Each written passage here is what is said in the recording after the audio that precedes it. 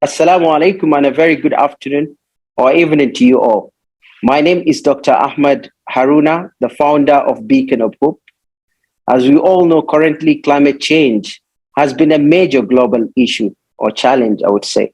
However, as part of the United Nations 2030 Agenda for Sustainable Development Goals, which is an urgent call for action by all the nation to come together as forces in order to have what you call a global partnership to overcome the challenges of climate change. So while focusing on making the contributions to SDGs 13 and 17, that is to promote sustainability and build global partnerships. Therefore, I would like to kindly welcome you all to the second online symposium on climate change and environmental sustainability, which is actually a collaboration between Beacon of Hope and Global Ambassadors of Sustainability. However, without further ado, please allow me to introduce you the symposium's moderator, Mr. Hussein Hamza, who has held a Bachelor of Arts in History and works as a civil servant in higher education. He is a strong educational professional who is equally skilled in sustainable development goals and at the same time sustainable development goals and operation management. He has a very strong integrity for making the grade in the discipline for human and gender human rights. And at the same time, he is a true change agent and a humanitarian. Additionally, and lastly, he is also a founding member of Beacon of Hope. So please permit me to welcome Mr. Hussein. And the floor is yours, please. Thank you all for coming. Do have a great session ahead.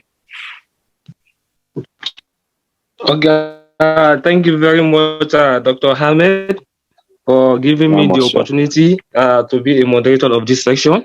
And I welcome everybody from across the world. Good evening, good afternoon, and good morning. Thank you very much. Like the host said, my name is Hussein Hamza. I'm from Nigeria. I've been working in the human development for more than years now.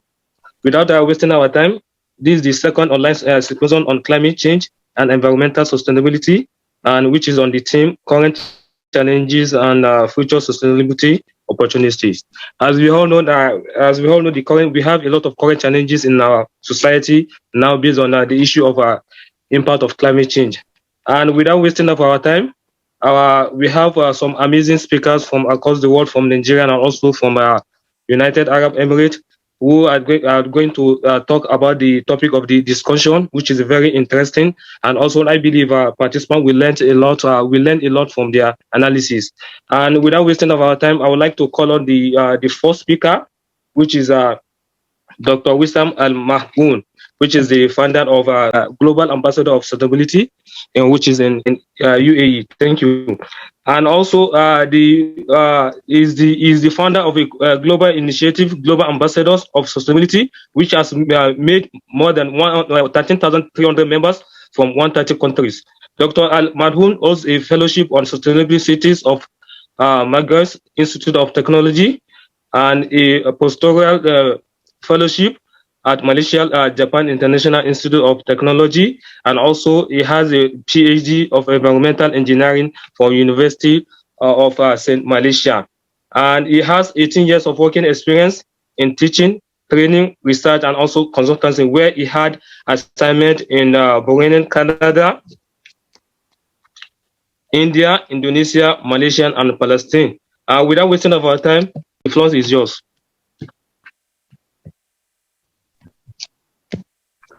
Assalamu alaikum and good evening, good afternoon, and thank you so much for inviting me to be part of this panel for this discussion. So, as we know that currently the global community is facing a lot of challenges, and among those challenges that we are living in, because of our practices that caused a lot of environmental degradation in terms of wasting, depleting, and degrading the national capital, So the challenges including air pollution, climate change, soil erosion, declining ocean fisheries, water pollution, decreasing the wildlife habitats, and shrinking the forests. So all these challenges plus the COVID-19, which up to now in the last 2 years, it caused more than 6.6 million people of death in terms of the deaths. And if we are comparing that to the previous disasters since 1900, so we can see the fluctuation in numbers of fatalities due to flooding, extreme heat, droughts, and volcanic eruptions, earthquake, wildfires. And we can see here in 1930, we had more than 3.5 million people died because of those disasters.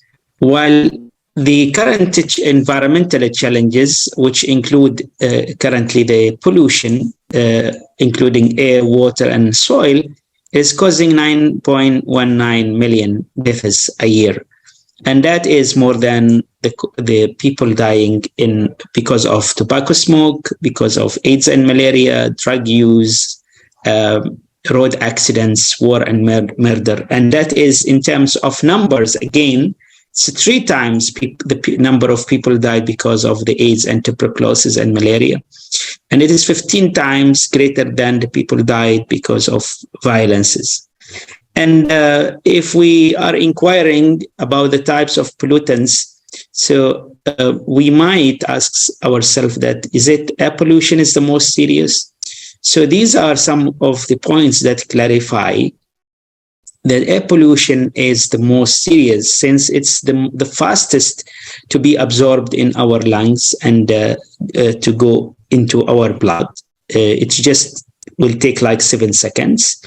And we are breathing 11,000 liters a day. And also air pollution in terms of the greenhouse gases, it is the root cause of global warming and climate change.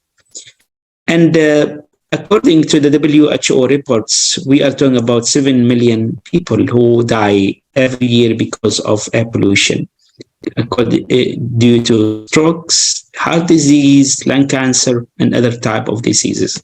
So these 7 million, they are split in 2 million in Southeast Asia, 2 million in Western Pacific, 1 million in Africa, 500,000 in the Eastern Mediterranean, 500,000 in Europe, and 300,000 in America. And again, this figure shows that in many countries, the majority of people, almost 100% of the population, are living in a level of particulate matters which exceed the WHO standards. And that justify the number of fatalities every year because of air pollution. And according to another report, which is being presented here, that you can see millions of people are exposed to the household air pollution due to the utilization of solid fuel burning for cooking and heating.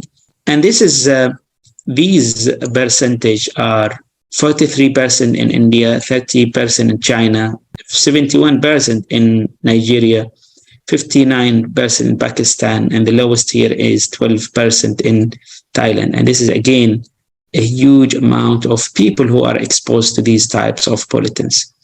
And this figure shows the correlation between the number of deaths and the concentration of pollutants. So we can see here the rate is, this number is per 100,000 of the population. So like, for example, here at the range of 40 microgram per meter cubed, you can see here Ethiopia, you can see Iran, you can see Syria and Morocco and Oman. So this is the increase in the concentration. And due to that, we had the number of fatalities. And this is a global record for the whole global community. And this report shows the ranking of the countries due to according to the number of the concentrations of particulate matters, the PM2.5, the most serious. So here in the top of the list, we can see Bangladesh, we can see Tajikistan, India, Iraq 9th, Sudan 11. So this is the most serious, the most polluted countries up to the least polluted. And here we try to find the correlation with the economical impacts, the cost of environmental degradation. We know that when we have pollutants, whether it's in air, water, and soil, so it will reflect on the productivity of the human, productivity of the plants. So that will cause a lot of money as well. So the highest percentage here, it is 9.6% of the GDP, and this is in Ghana. And here, 9% in China. In India, it's 5.7%. In Morocco, it's 3.8%. And the lowest here in Tunisia, it's 2.1%. And this is, again, it's a huge amount of money. So climate change also will have and having social and economical impacts, and that include the cost of adapting coastal areas if the sea level rise, loss of capacity to work due to heat, more wars and conflicts to gain access to resources, shrinking of productivity, basic food and stuff, the prices will rise, and also we might have the extreme meteorological phenomena will cause widespread poverty. So these are some of the potential impacts that might rise. And here the figure shows that the floods and cyclone, which is a climate-related disaster, it is getting greater than the earthquake, which is a traditional type of disasters. And that is one more proof of the impacts of the climate. For the cost of climate, the cost of disaster, the natural disaster, we can see from this graph, is costing more than $400 billion a year, and this from 2000 to 2021. And here we can see that the cost of climate-linked disaster, it's getting greater, and that is spread over the years from 2005 to 2020, spread over the months, because some of the disasters will occur during summer in some countries, like the open burning that, and the fire in the first fires, cyclone, hurricanes. That's why you see the fluctuation in the months and in the countries, because it depends on the weather or the season. And you can see that the loss due to the climate, it's more than $300 billion a year.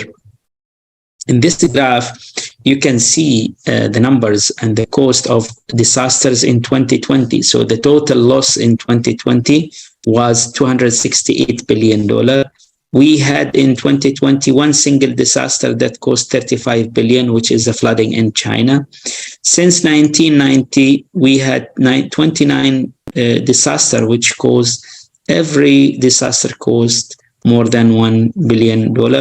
And we had $36 billion cost of the damage due to the severe storms and hail in 2020. And here you can see the cost of the disasters, the impacts of the disasters in 10 countries worldwide. And this is from 1989 to 2018. And that affected 5.2 billion. It caused 1 million fatalities, and it costed $843.6 billion as loss. And this is again a few numbers in different countries: the flooding in India, the flooding in Pakistan since 2014, and also some facts and numbers from other countries like Indonesia and Thailand, which again, all these disasters caused billions of dollars. So here the link between air pollution and the economy, the economical loss. So in numbers, this is a report in 2018. The air pollution cost the worldwide community $2.9 trillion. That, if you zoom in the country scale, China, we are talking about 1.8 million people died, and $900 billion loss because of air pollution. India, we are talking about 1 million people died and 150 billion loss due to air pollution. So if we compare that again, we compared in terms of number with the COVID-19 fatalities. So in terms of impacts, one of the reports from McKinsey estimated that the loss due to the COVID-19, the economical losses, it might reach 10%, 8 to 10%, while the same report mentioned that the poor health and the poor environmental health cost us every year around 15%, which is almost double the impact of COVID-19. And the same report mentions that if we enhance the environmental health, that might have an increase of the productivity, and that will add $12 trillion to the global GDP by 2040. So during coronavirus, the lockdown, we've seen a lot of positive signs, purification of water, the water quality enhanced, the air quality enhanced, and we got a lot of positive environmental impacts regarding the biodiversity as well.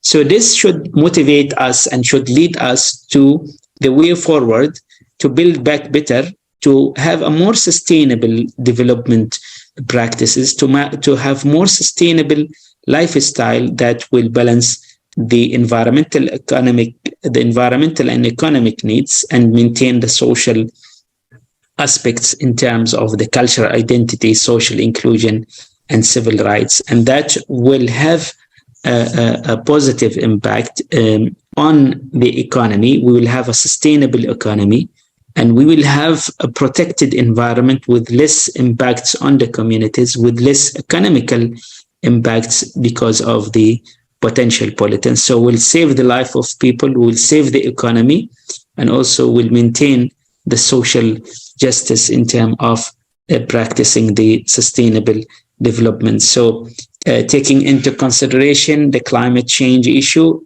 as an environment, energy efficiency, resources depletion, hazardous waste, air and water pollution, deforestation.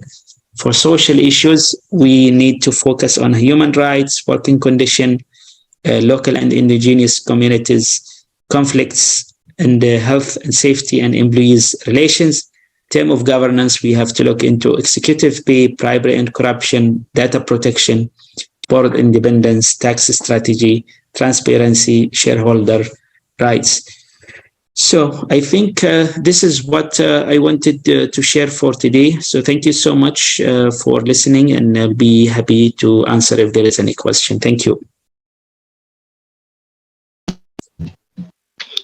Thank you very much, Dr. Wissam Al-Mahmoud, for the wonderful presentation. I really like your analysis. You analyze what the major of the topic of the discussions. Since we all know this climate change issues is something that is affecting humanity, and also that is affecting our environment. And also you also talk about some of the impact of climate change in our society, and also you also mention some of the way forward towards the tackling this climate change in our society, in terms of the economical and also in terms of the social. And also, you also talk about the influence of the government too towards tackling this climate change in our society. Thank you very much. And I would like to ask the participants if there is any question, anybody that have question to ask our honorable speaker, please you can unmute yourself and ask the question directly. Thank you.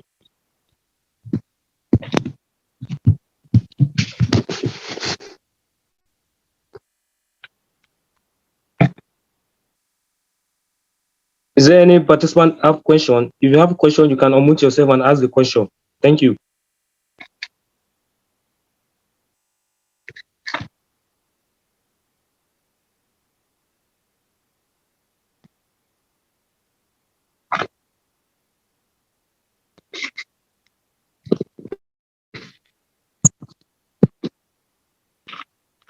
Okay, I personally, let me ask questions since we don't have any participant that want to ask question. And I think you made mention of some of the challenges that we are facing towards in terms of the climate change. And my question is that based on what we have been experiencing, in terms of flooding, and also in terms of this earthquake, which is part of the natural resource, which is part of the natural something that is affecting us in our environment. Please, can you tell us in terms of the which we all know these are overfishing is part of the challenges of this climate change. And in terms of the in these rural areas, like for instance, in the rural area, like the villages, where they don't have the knowledge of how climate impact normally affect them in society. What do you think we can do to to let these people know how we can tackle this climate change in terms of this overfishing? Thank you very much. Okay, thank you for the question. I think the challenge is, it's kind of it's depending on the environmental issues. It's depending on the societal aspects as well. So the first, we need to increase the education, the awareness of people about these challenges, and then we need to increase their capacity to adapt with the changes, right? Because we know that the first thing is we need to provide people with their basic needs, right? So if it is their practice that cause these challenges, then we have to provide them alternative. Like if there is an overfishing, right, which lead to some biodiversity issues, then we can't stop them from overfishing, right, if that is the only mean for them to survive. So we have also, because when we talk about sustainability, we should look into economy, environment, and social aspects. Yeah, we have to maintain the economic development, but it has to be environmentally friendly, and also we have to look into the needs of the community. So that is on the part of the challenges. So education is one part, and also it's not only educate, because if you educate them, they know, but they have no option. They have no means to provide their to survive. So that is the very basic. In terms of impacts on the link on the climate, the climate might influence and affect the marine environment, right? And might have an influence on the productivity of the fishes, right? And so we have to increase the capacity and the resilience of the community to adapt with the changes. They might have to venture into new business, into like develop agriculture. In some agricultural area, they might have an influence on the soil, on the water. So they have to find different types of seeds to plant it, different schemes of watering, of irrigation system. So every case need to be investigated on the local scale, and we have to look into how to increase the capacity, how to increase the resilience of the community. Thank you. Thank you very much for making a justification towards the question. I believe our participants will be able to learn from what you have analyzed, and for them to start using it in their various community towards tackling this climate change, and also towards helping the young people in their society. And without wasting of our time, we'd like to move on to the second speaker, who is going to analyze for us based on the topic of discussion. I believe we will learn a lot from the second speakers based on the way we learned a lot from the first speaker. And our second speaker, in the person of Ali Sadiq, which is the CEO and Eco Climate Development Foundation in Nigeria. And this young man is an environmental professional, social entrepreneur, and Pan-African climate activist. He is the founder of equivalent and indigenous social enterprises that focus on providing innovative solutions to the problems of waste, climate change, and environmental pollution. Ali is also an exam youth spotlight awardee. Is recently emerged the winner of the 2022 African Youth for Environmental Fellowship. With over 4 years experience, the Nigerian Changemakers has focused immensely on environmental and climate justice advocacy, waste management, solutions, and green empowerment initiatives for youth and women. Without wasting of our time, please, Mr. Ali, the floor is yours. Thank you. Thank you so much, Doctor, for the wonderful presentation. I really learned a lot, especially from the statistics. Thank you, Mr. Hussein, for having me to be part of the discussion speakers for today. Looking at the world today, Doctor has already made justice to a whole lot of global challenges around the environment and sustainability. So I would just add a little and then relate it to some of the little works we are doing here, grassroots in Nigeria. So climate change is really, really a global challenge that doesn't just affect the developing nations, but also affecting global developed nations, but in various uh, capacities, in various impact, as well as at various timelines. And when you look at Africa, for example, today, some of the most devastating impacts of climate change are evident from the northern parts of Africa, closer to the Sahelian regions. You have a lot of environmental degradation, desert encroachment around the Chad, northern parts of Niger, amongst others. Then, when you go down towards take, for example, Nigeria, the coastal areas of Nigeria around the Lagos, Port Harcourt, and other coastal regions around Africa, you find out that there are huge amounts of sea level rise from the developed or from the coastal areas coming down to increase sea level rises around this location. This is really, really threatening, affecting global development, affecting economy, affecting livelihood. So I would just flow and make relation to what Doctor has already put down on ground. So climate change is really linked to a lot of factors, causes as well as consequences. And some of the most devastating causes are the emissions or causes of emissions of greenhouse gases from the industrial areas. Before now, when we didn't have much industries, there was really lesser amount of emissions. But currently, the rate of emissions from industrializations, from transportation, from urbanization, it is significant, and this is really devastating. In Africa, for example, Africa emits less than 4% of the total greenhouse gas emission.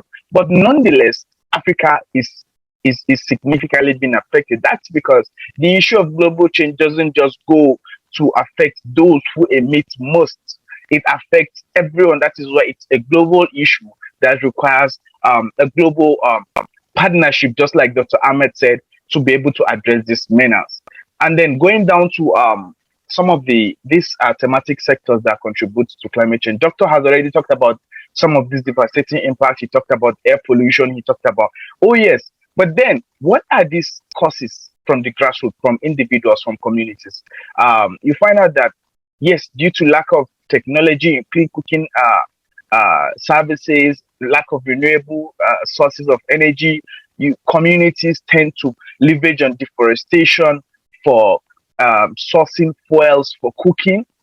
Communities tend to cut down trees to create farmlands to enable them, farm their produce, to enable them feed and sell.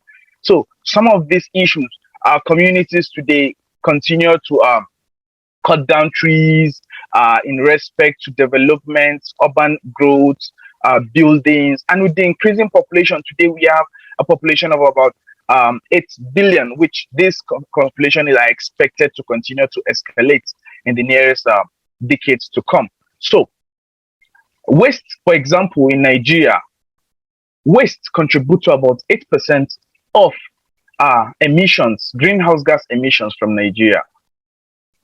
Waste, with the increasing population, you have an enormous amount of waste being generated from households, from industries, and this releases methane. This is one of the greenhouse gases that contributes enormously to some of this climate change impact. Like I have made mention, there are a lot of nexuses between climate change and development. There are a lot of nexuses between climate change and human health. There are a lot of nexuses between climate change and economies. Recently, the COP27 that just concluded in Egypt, where you had a lot of demand, especially from the African continent, around addressing loss and damage. And successfully, there was a very good progress as to regards to loss and damage funds.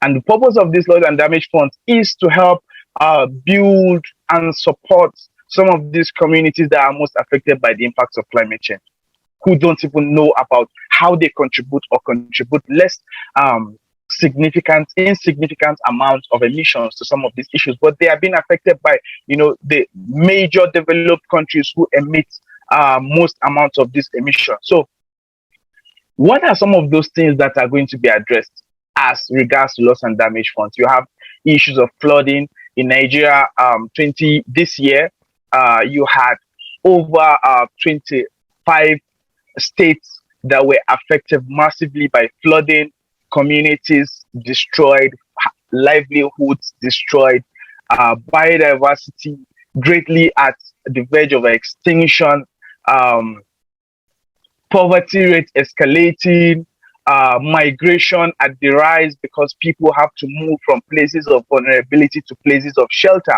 places that they could really have some resilience, that they are being safe from some of these climate catastrophes. Oh yeah, what next? Plastic production or plastic pollution. This is plastic pollution today. Plastics are a way of life globally, and the amount of plastic pollution produced is really, really on the increase. Really, really on the increase. Before the in the 1950s, you had only about an average of about 2 million plastics being produced, but currently, in 2015, you had about 14.9 million uh, tons of plastic being produced. And devastatingly or threateningly, some of these plastics end up in the oceans. They end up in the oceans, causing great threat to aquatic species, causing great threat to wildlife animals. Because through the process of ingestion or entanglement, some of these aquatic species get to ingest some of these plastics that do not decay for over a period of 400 years, either breaking down into microplastics and causing devastating harm to ocean aquatic animals, or even to human beings. Chemicals such as phthalates, bisphenol A, all pose great threats, human health threats to even humanity, not just aquatic species. So some of these pollution are really also very big, significant environmental problems that are affecting the world today. And that is because we in the developing countries, we do not have effective waste management systems. We do not have sustainable circular systems to enable us manage end to end some of these plastics being produced.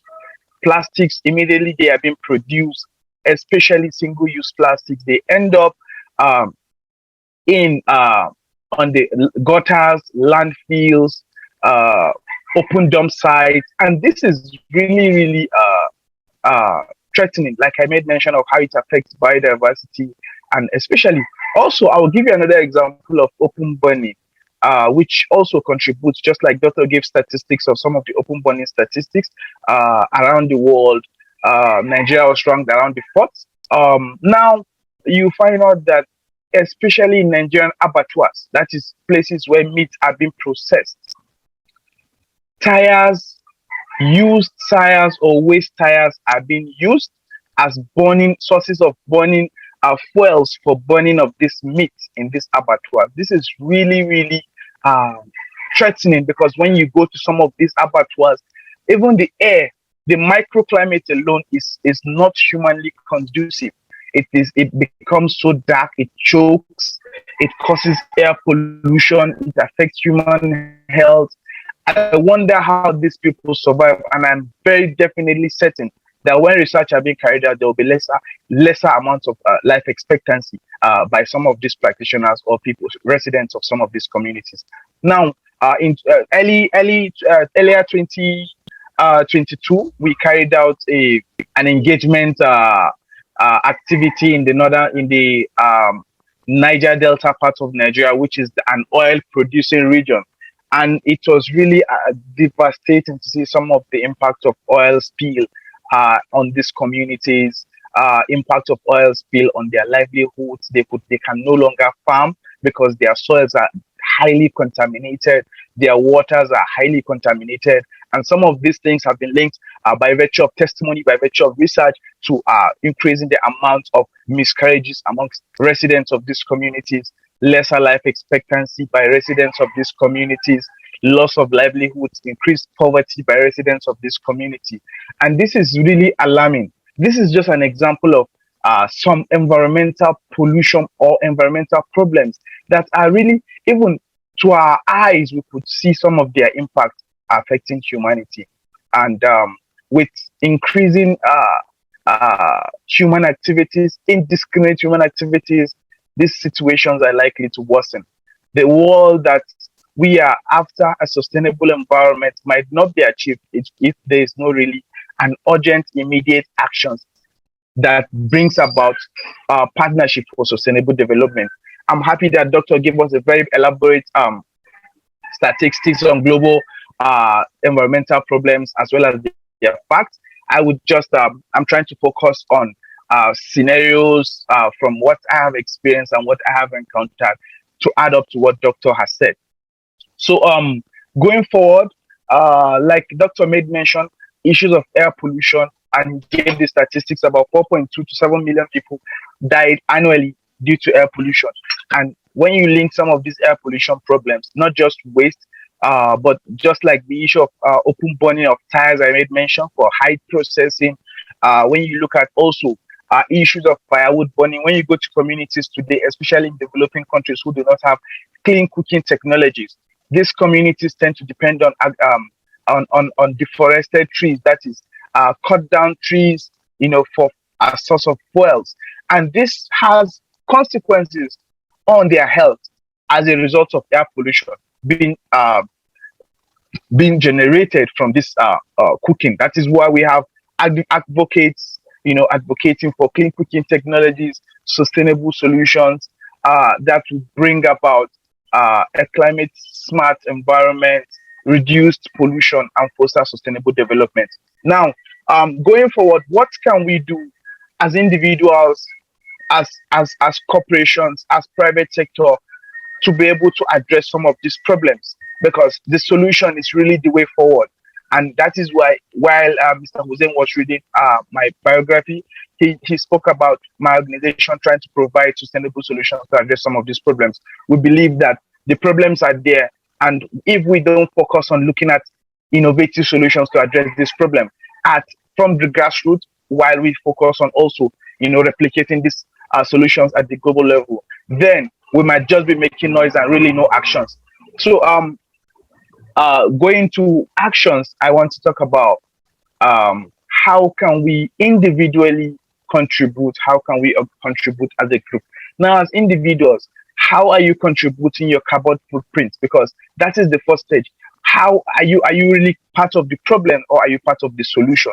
So if you are part of the problem, which most of us are in one way or the other, we make use of vehicles, we create pollution in our houses, we generate waste. These are things that are, are a common day activity. We see them as a way of life.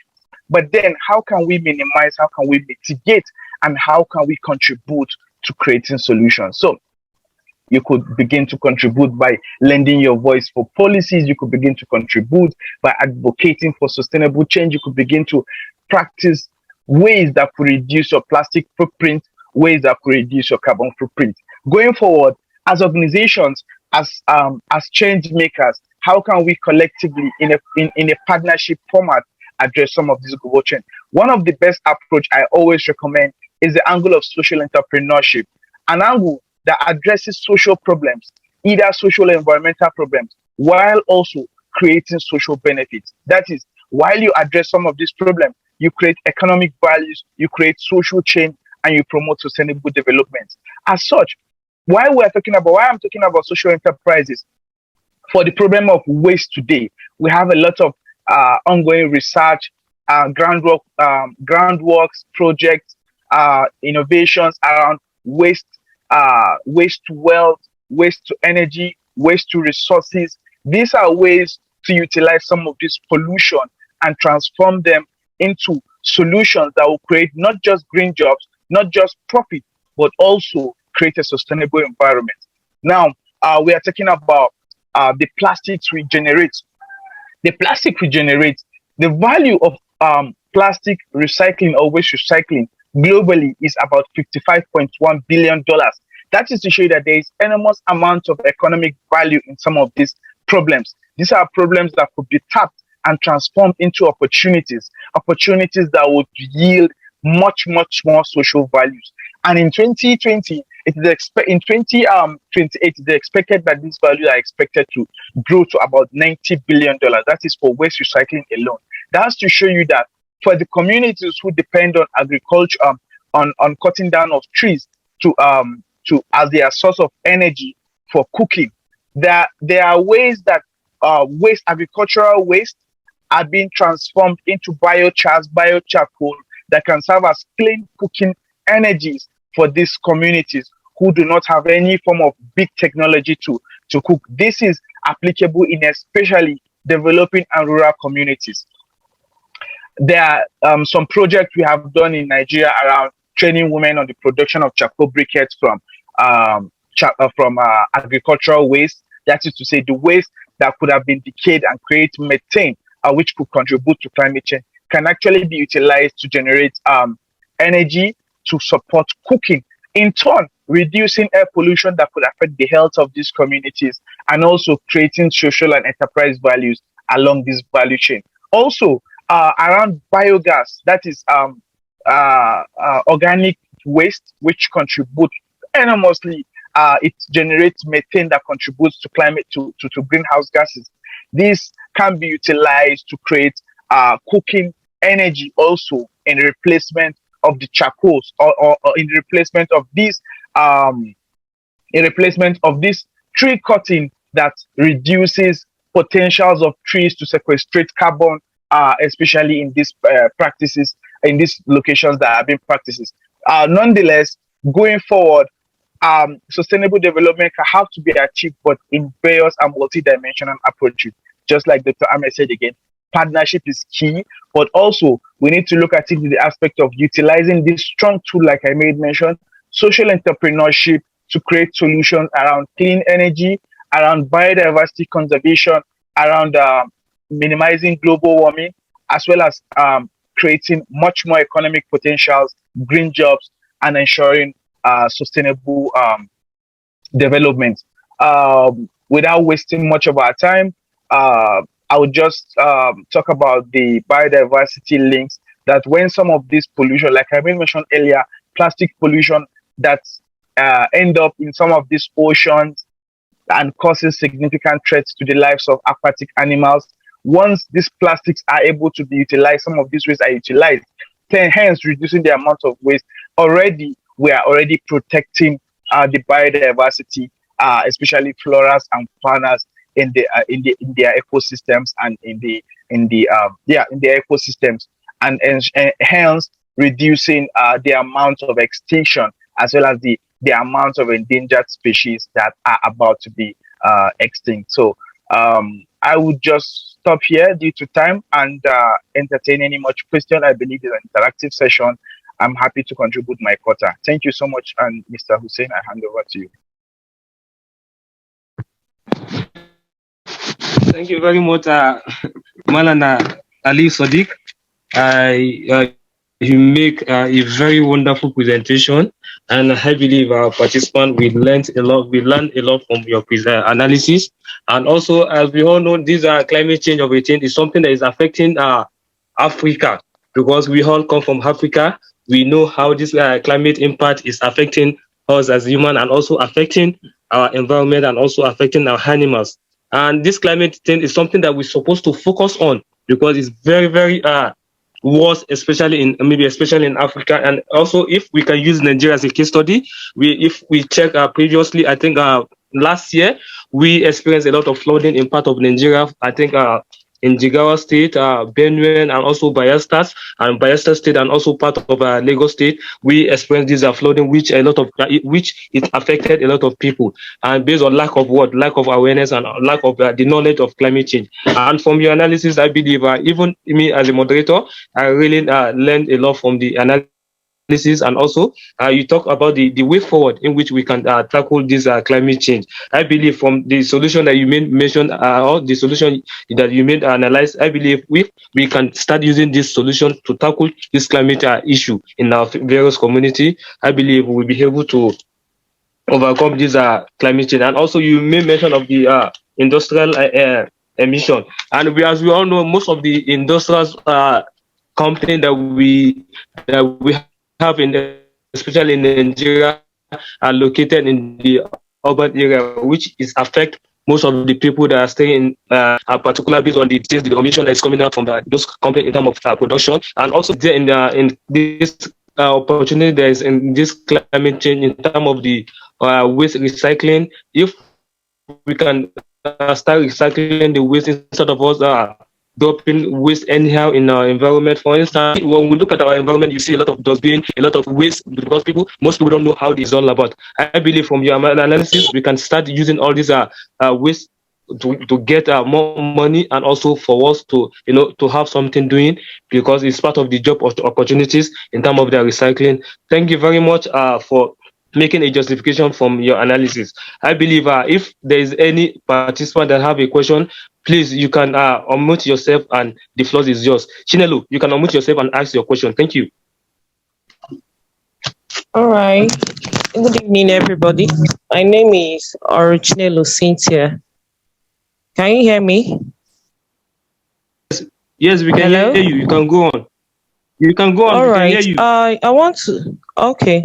I want to ask a question to the second speaker. He talked on waste, how to turn waste to using it for to generate using it for cooking or whatever, how to turn it to economical value. So waste from not the plastic waste now, waste from the household. I really want to understand what he meant by using it for cooking or whatsoever. I don't really understand that aspect of generating into economic value. Mr. Ali, you can answer the question. Thank you. Okay. Thank you, Chinelo, for the question. So while I was talking about utilizing waste, not just plastic waste, but also agricultural waste, especially as regards to cooking. Now, the scenario is this. When you look at the typical rural or developing nations and rural communities, cooking fuels are always a challenge. And that is the major reason why a lot of people go to uh, forests or cut down trees and use them as firewood to cook. And this is a major cause of air pollution, which has caused the deaths of millions of people through air pollution, escalating respiratory health challenges, amongst others. Now, while I was talking about sustainable ways of reducing these challenges and also utilizing them for enterprise or economic values, is agricultural waste today. Agriculture is one of the most practiced livelihood, especially in rural communities. And there is a lot of agricultural waste being generated during this practice, which most of the times either from the farming or from the processing. You have a lot of hawks like rice hawks, cassava, peels, amongst others, all kind of agricultural waste. Now, this agricultural waste shows a lot of potentials that they could be recycled into charcoal briquettes, which can serve as alternative, sustainable, and clean cooking fuel to replace firewood cutting.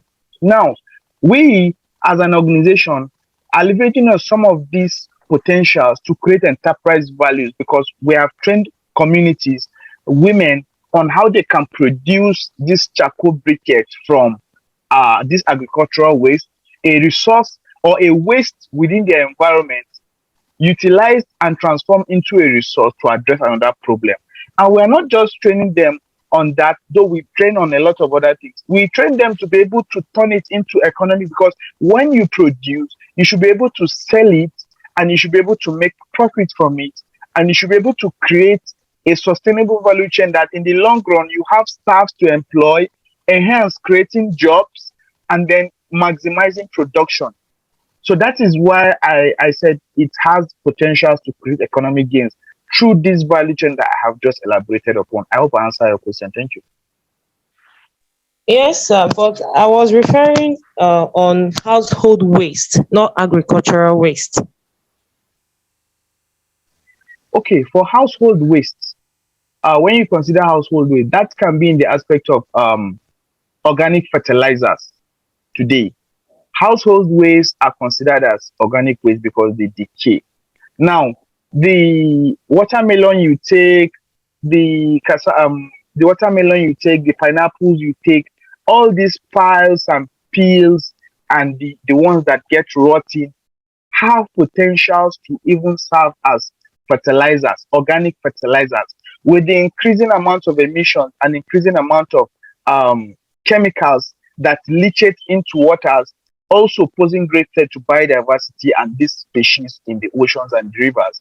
These organic fertilizers produced from some of this food waste, that is specifically talking about the food waste we talked about, have potentials, through some processes to create organic fertilizer that have zero uh, emission potentials. As such, utilizing these waste that ought to have been generating emissions because they decay and then also release some emissions into enterprise opportunities, because when you produce these fertilizers, you sell. We have in Nigeria today, we have a lot of deficit of fertilizer to farmers.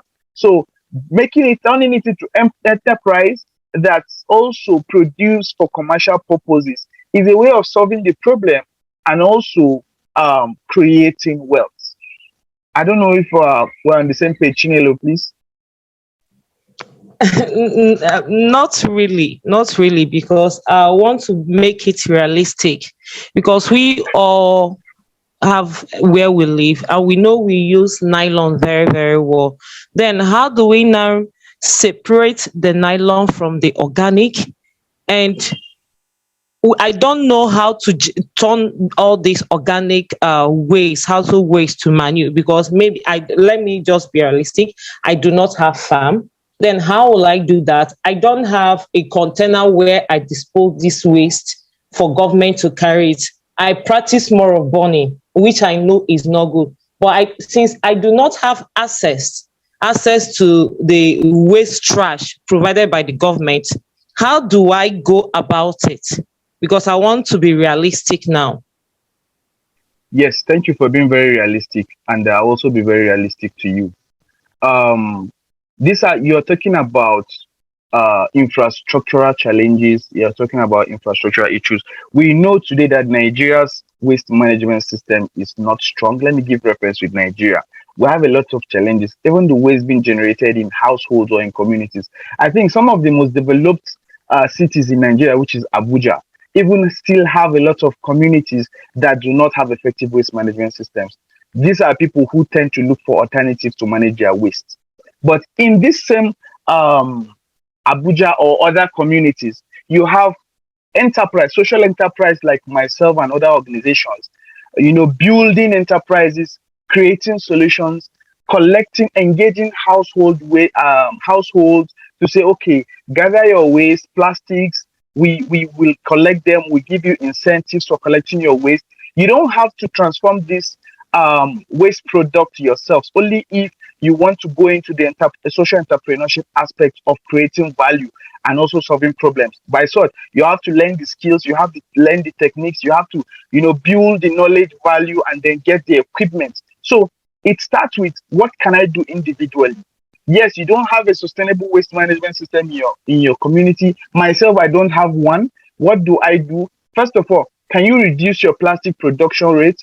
And then secondly, if there's really a low amount of or you don't have any form of social enterprise who have value for the waste or wish to collect the waste that you're generating in terms of food waste, then it means it's an opportunity for you to begin to leverage on since my community has this issue, we have a lot of household food waste that is not being utilized. How can I begin to build on this knowledge that I can tap to this waste and make it something useful?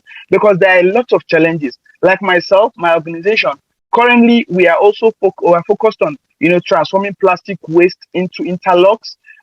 We just built a toilet facility in a school using plastic bottles, a full-fledged toilet facility as a support project in a school. These are things that we are trying to see how we can contribute value to our society, how we can now create enterprise opportunities from that.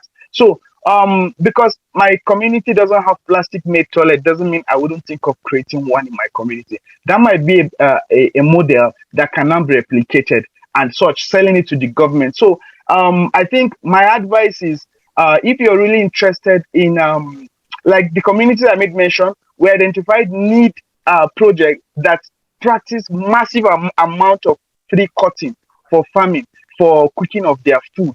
So these communities are also very good in terms of farming. So we leverage on these communities to train them and provide them with this startup equipment. That is a form of identifying places that need this the most.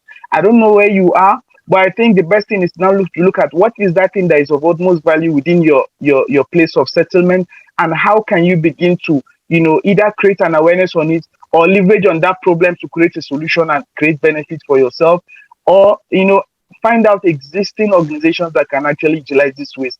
All of us can't really do it at once. Even when we can do it, we have to learn the skills and the knowledge. So it's kind of a process. But to manage your waste, really, that is a question for the government to answer. These are infrastructural problem that is affecting a whole lot of communities. Thank you, Chinelo. Thank you so much. Thank you. Sorry, I don't want to ask a lot of questions here. Can I have your email address? I'll drop it. Okay, Mr. Okay, that's fine, Mr. Ali. You can drop your email on the Zoom chat box. Thank you. And it's something that we need everyone needs to get involved. It's not only the government can solve our problems. Even we ourselves, we can solve the problems with the supporting of the government. And we still have some other hands that don't want to have the ask question. Abdul Basit, you can unmute yourself and ask your question briefly, please, like one minute. Thank you. Good afternoon. Okay, you can go on. You can go on. You can go on. Hello. Good afternoon. Good afternoon, everyone. Can you hear me? We can hear you. Okay. I'm Hester, and I'm calling from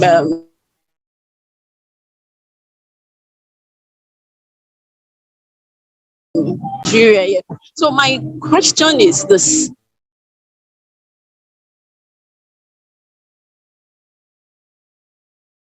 observed and how it can be managed.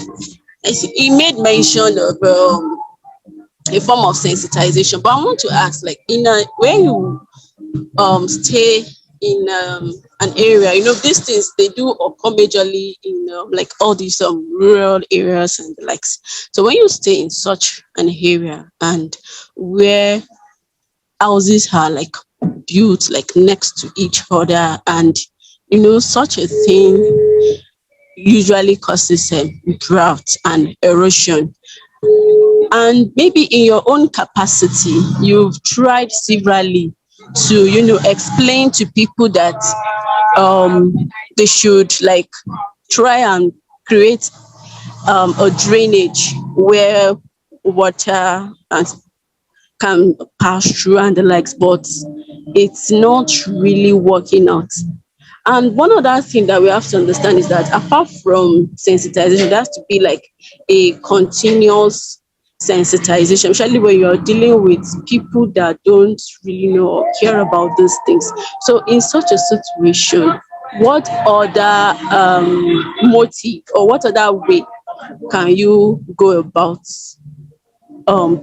sensitizing them or bringing them to the know, like these are the way things should be done and these are the things that should not be done? What things can be done aside the sensitization? Thank you.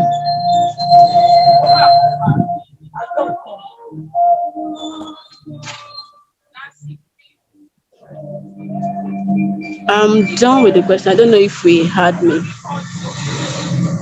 Okay, Mr. Ali, are you going to answer the question? You said? Okay. Can you hear me? Yeah. Yes, we didn't get your question straight. You meant to say when you sensitize people on these things and they really are not cooperating, what else do you do? Is that the question? Yes. Okay, thank you. So this is a very common problem because there are a lot of market sensitization and that we have done. There was a time we were about to, provide waste management services when we came up with kind of waste model. And you meet households practically telling them these are the benefits and this is the impact of negative impact of their action. And they tell you that they are not interested. They have a river that they dispose their waste. Educated people. I don't know if you understand. So it's really a very, very common problem because you can't enforce these people to do what their minds lead them. Yes, but some of these things can best be achieved while you contribute your little quarter towards addressing this problem. The best way, just like again Dr. Ahmed said in the beginning of this call, is that partnership is the most important approach to achieve a net um, a net target of this problem. When you look at policies, government policies, and implementation or enforcement of these policies, they are one strong angle that some of these things can be achieved. So while you focus on sensitizing them, also focus on creating lobbying and sensitization to the government or to the area head on the impact of these things and the need for the residents to be able to change their you know their approach. That is a way forward. Individually, it can't be achieved. You can only contribute. Like the toilet project we did, there was one statement that kept coming out of the mouths of a lot of people. Immediately they see, they're like, oh, nothing is waste because they saw that plastic bottles were used to make a toilet that addresses open defecation. So that alone is an innovative way of changing their mindset, changing their behavior. Tomorrow, when they see plastic, they're like, man, I saw plastic being used to make toilets, and if I get this plastic, I can sell it. So again, also think of innovative ways to really change their mindset without enforcing them to do it. Let it be a mindset change that willingly enables them to change them. But it's really not easy. I hope I answered your question. Yes, thank you. Thank you very much. Thank you very much. Without wasting our time, let's let the last participant to ask his question. Abu Basit, if you're online, please you can unmute yourself and ask the question. Thank you. All right, thank you very much. Please, am I audible? Hello? Yes, you're audible. You're audible. Yeah. You're audible. All right. Thank you very much, Mr. Ali. I'm grateful for having you in this section. So my question is this: for some of us that we want to work on all these issues, especially I've been hearing of plastic waste, leather waste, and all those stuff, but we are yet to look into what we call electronic waste, which has a very high what's it called? A very high damage to our society. What advice can you give to someone that want to start an initiative on that aspect, sir? And how can that person be connected to the right people to work with? Thank you very much, sir. Okay, thank you, Mr. Abdulbasit. Although I am not much into electronic waste, that is because it is good to have a niche and build on it. But I'm happy that you are identifying a niche around the electronic waste and trying to create values while trying to address the problems. You stated that it is really a big and significant problem to the environment. So my own advice would be uh, to to start small and also showcase your ideas to the world, and you get to meet with like-minded people who you can also build on the ideas with. Like in the COVID-19 period where we started to you know like make a lot of trials on the plastic interlock production from plastic waste, which is like a major plastic being produced in especially suburban and rural communities. That's like the Puritan Island. It was like, this is crazy. What are you guys doing? But we kept on doing it until we are able to get a very good, perfect outcome, and then that yielded to another, and another yielded to another. So really, just be persistent, be focused, and build on that little idea you have. Try to practicalize it, and the little you practicalize, try to sell it. There are two social media I would recommend to you: Twitter and LinkedIn. Try to write your stories, share your pictures. I bet you apply a lot of fellowship programs that can build more your skills. There is this Sustainable Solution Africa that I am able to be a beneficiary of, that provides startup grants for ideas like yours. So the cohort of this is already ongoing, but I promise to share you the next cohort. Probably you could apply and be lucky to get startup grant to support your initiative. I think these are the advice I would give as regards to building solutions and innovations. All right. Thank you very much. I really appreciate that. Thank you very much, Mr. Aliu Sadiq, for wonderful presentation. I believe even me, I learned a lot from your analysis, and also the way you analyze those questions, and also the way you answer the question. Thank you very much for putting a justification towards your answering of your question. Please, without wasting of our time, I would like to call on the host to give us a closing remark. Dr. Ahmed A. Aruna, please, the floor is yours. Thank you. All right. Thank you, Mr. Hussein. Alhamdulillah. Well, I would like to take an opportunity to especially thank the speakers for their commendable and yet very, very insightful discussions. Very interesting indeed. And of course, the moderator, thank you too for doing what you do best always. You always try to give us an exciting session. And of course, I would like to also thank the participants for joining us. I think what Mr. Aliu has stated or reiterated is that this cannot be done by governments alone. So is an individual effort, which I would like to remind us on a quote by Desmond Tutu. So do your little bit of good wherever you are.